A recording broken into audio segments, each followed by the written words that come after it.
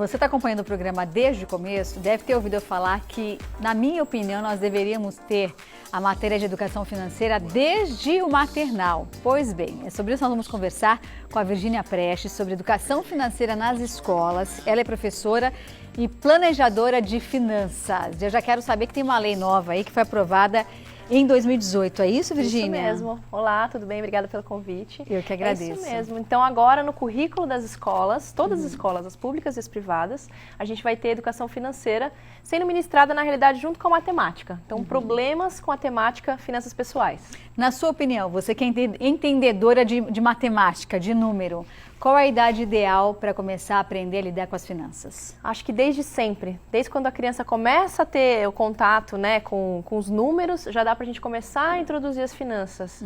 É claro que no começo é uma forma lúdica, né? A gente começa a levar a criança no supermercado, começa a mostrar os produtos, mostrar preço, o que é mais barato, o que é mais caro, em relação ao volume também que vem em cada vasilhame. Então, a criança ali com 5, 6 anos começa a entender o que é soma, o que é subtração.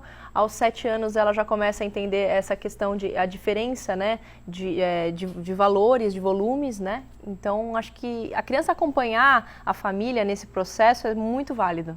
E é bacana também porque eu acho que a criança que começa a entender do dinheiro mais rápido, né, com menos idade, ela dá mais valor àquilo que os pais também oferecem a ela, não é? Ah, com toda certeza.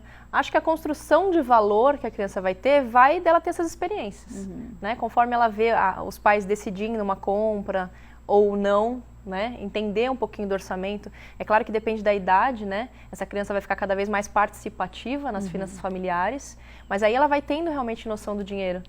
Eu me lembro quando eu era pequena que eu falava com minha mãe, eu quero isso. Aí ela dizia, não tenho dinheiro. Eu dizia, mas você tem cheque. Na época eu não falava nem cartão.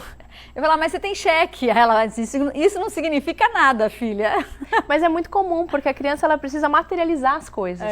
Então eu acho muito legal nessa primeira idade, né, dos 5, 6 anos, a criança ter contato com as cédulas também, né? Porque a gente está acostumado só a passar no cartão tudo hoje em dia. Verdade. E a criança ela precisa enxergar aquilo, ela precisa visualizar o valor do dinheiro. Então eu tenho essas cédulas, o que eu posso comprar com isso? E outra coisa que acontece muito, a criança ela não vê entender o valor da cédula, né? Ela acha que uma cédula, por exemplo, de 50 é a mesma coisa de 2. Então, ela entender a questão do troco, aí você junta com a matemática e fica muito legal. O que você acha do cofrinho? Você é a favor do cofrinho? Eu sou a favor do cofrinho, principalmente para essa idade. Acho que dos 5 aos 8 anos faz todo sentido, porque ela consegue visualizar ela guardando aquele dinheiro. Né? Então, ela vai colocar ali e tudo mais, e aí ela pode ver que, de repente, ela consegue comprar algo de maior valor agregado, que ela goste mais.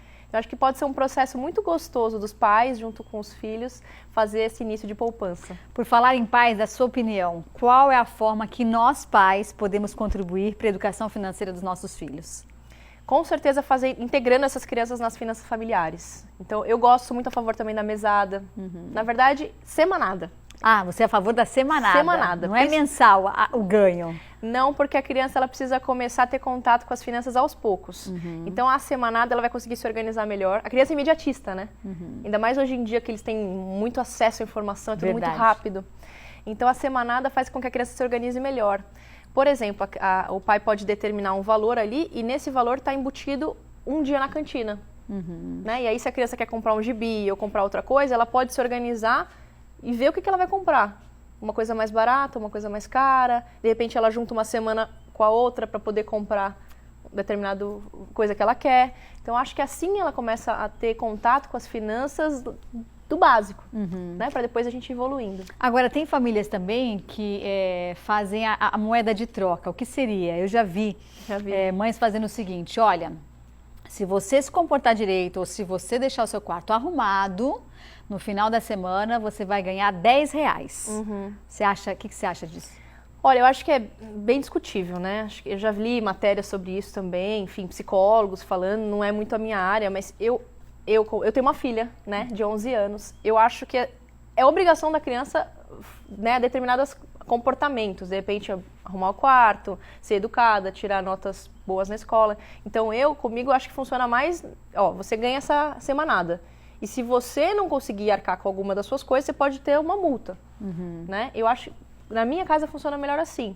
Eu acho que cada família pode se organizar com relação a isso. Eu não sei se você dar um dinheiro em relação a um bom comportamento é a melhor atitude. E o que você acha daquelas famílias que estipulam as atitudes feitas em casa, de acordo com o que a pessoa fizer, ela ganha tanto? Então, por exemplo, se você arrumar o quarto, custa R$5. Se você lavar a louça, custa mais 5. Se você fizer a lição direitinho a semana inteira, você ganha 10.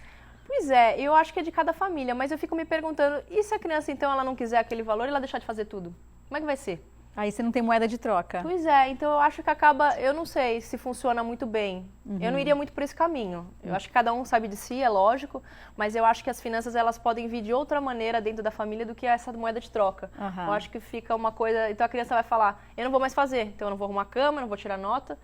Eu entendo que é uma obrigação da criança fazer isso. É o mínimo, né? É o mínimo. É seu dever, né? Às vezes meu filho fala isso pra mim, ele fala, mãe, tirei nota boa. Outro dia ele chegou com uma prova de redação e tinha tirado 9,8. Mãe, eu tirei nota boa. Eu falei, que ótimo, filho, parabéns. Ele falou, o que eu ganho? Eu falei, nada, parabéns. É isso aí. Você foi super bem. É o mínimo que você tem que fazer, é ir bem na escola. Não é? Não é? Então, eu penso por esse lado. Aí depois eu fiquei com um pouco de peninha, aí eu levei ele pra comer um lanchinho. Pois é. Mas eu não dei nada, gente. Eu dei comida. Então eu acho que o ruim é fazer uma obrigação, sabe? Porque senão a criança vai começar a pechinchar com você. Eu só faço se você me der. É verdade. Né? Então, eu falei que eu ia sair com ele pra comemorar. Pois é, aí eu acho bacana. Eu acho legal essa questão, inclusive na finanças familiares, você colocar recompensas, assim, né? Pela própria família, guardar um dinheiro. Porque para guardar dinheiro, todo mundo tem que participar. Vamos falar nesse assunto, sobre guardar dinheiro. Vamos sim. Minha família é de judeus e judeu adora guardar dinheiro, gente. Pensa no povo que gosta de guardar dinheiro, é judeu. É o que dizem, né? Então eu sempre aprendi que tudo que eu ganhasse na minha vida eu tinha que gastar, mas eu também tinha que guardar 10% do que eu ganho. Você acha que essa metodologia é certa de aplicar nas crianças? Eu acho. Eu acho que a disciplina se constrói com o tempo. Então, quanto antes a criança souber que ela precisa guardar aquele recurso, que aí com isso ela vai poder, inclusive, conquistar coisas melhores, melhor. Eu acho que esse é um ótimo caminho. Se ela fizer isso desde criança, ela vai ter o hábito e ela vai ser um adulto muito saudável financeiramente. E aqueles ditados que a gente ouvia dos avós, dos antigos? Não pega no dinheiro que é sujo. Não tem essas coisas, gente? Que às vezes fica marcado na nossa mente, no inconsciente, e aí você cresce, não prospera na vida, ou seja, não ganha dinheiro de verdade, porque acha que aquele dinheiro não é seu, ou que você não merece aquilo. Pois é. Dinheiro muitas vezes é um tabu, né? Eu acho que o Brasil é um país que tem muito cristianismo, né? E muitas vezes o dinheiro não é tratado da maneira que é, por exemplo, nos Estados Unidos, né? Então, eu acho que tem que desmistificar um pouco isso, né? É importante você sim ter uma relação sadia com o dinheiro, né? E falar em família é uma coisa muito boa. Porque aí você você desmistifica isso mesmo. O dinheiro tem o lugar dele. Ele não é mais importante do que nada, mas ele também não é menos.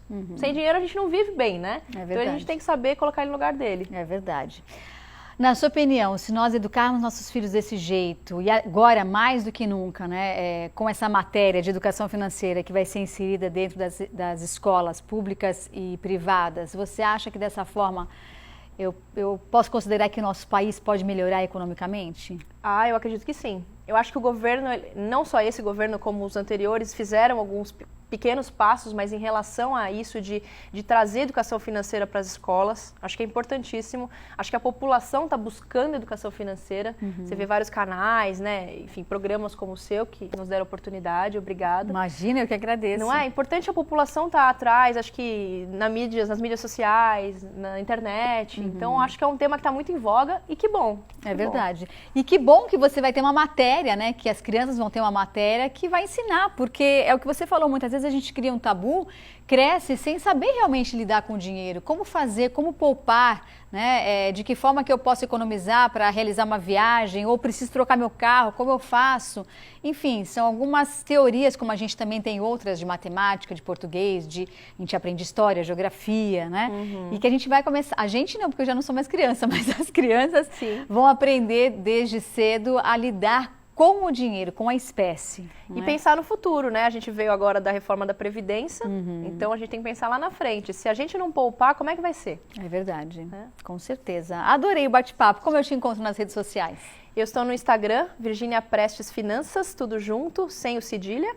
Eu tenho o Facebook também, que é o mesmo nome, YouTube. E meu site. E o que a gente tem lá no YouTube para acompanhar? Vocês vão acompanhar todas as mídias que eu participo, né? Quando eu escrevo alguma coisa, eu também posto lá. Enfim, meu dia a dia, eu trabalho com investimentos também. Então, sou bem ativa nas redes sociais. É a mulher do dinheiro.